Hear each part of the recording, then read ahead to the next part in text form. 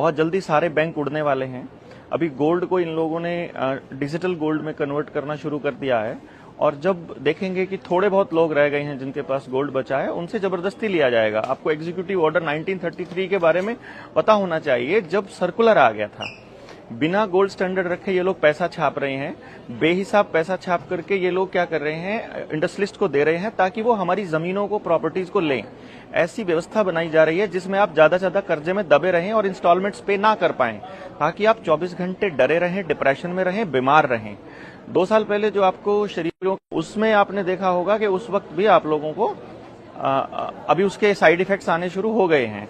लोगों को बॉडी में पेन आना शुरू हो गया है, हार्ट अटैक्स हो रहे हैं, ब्रेन हैमरेज हो रहा है, लकवा है, नपुंसकता है, बांझपन है, सब कुछ आप लोगों को आसपास आपके साथ हो रहा है। ये 28, 31 और 2 ये तारीखें याद रखो। 28 अगस्त को बीजेपी के एक सपोर्टर ने नरेंद्र मोदी को मां की गाली दी। अब 31 अगस्त को नरेंद्र मोदी चाइना वाले और उन रशिया वालों के साथ खड़ा होकर दांतरे पाड़ रहा था। फिर 2 तारीख को आकर के अचानक से वो मगरमच्छ के आंसू रोने लगा। 2 सितंबर को, ठीक 6 दिन के बाद उसे गाली लगी वो। और उससे भी बड़ी बात ये हुई, उसने सिर्फ बिहार बंद का ऐलान किया। यार, माएं बहनें तो सबकी पूरे देश में है ना, तो भारत बंद का ऐलान क्यों नहीं किया?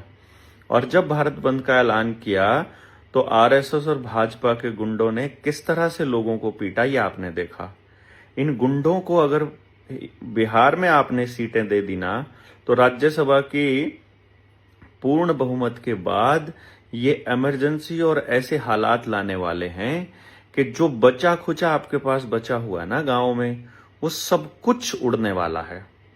और गांव के लोगों को एक बात और सोचनी पड़ेगी, अगर अपने कुएं बचे होते और गांव में कच्चा होता और खेतों में ये पेस्टिसाइड डालकर बिल्कुल सख्त ना बना दी होती जमीन, तो 3 से 4 दिन में जमीन सारा पानी पी जाती है, सारा अंडरग्राउंड वाटर भी खड़ा हो जाता और रिफ्रेश हो जाता इनके छोड़े हुए पानी के बाद। परंतु अब भी अगर हमें समझ में आ गया तो आने वाले वक्त में ये जो करने वाले हैं उससे लड़ सकते हैं, क्योंकि इसके लिए समाज को खड़ा होना होगा।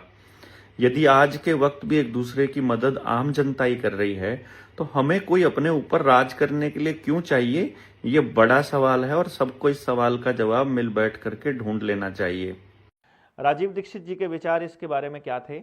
जिस सिस्टम को हम चला रहे हैं वो सिस्टम अंग्रेजों ने बनाया हुआ है। व्यवस्था मतलब लूटने के लिए, गरीबी पैदा करने के लिए और भूखमरी पैदा करने के लिए।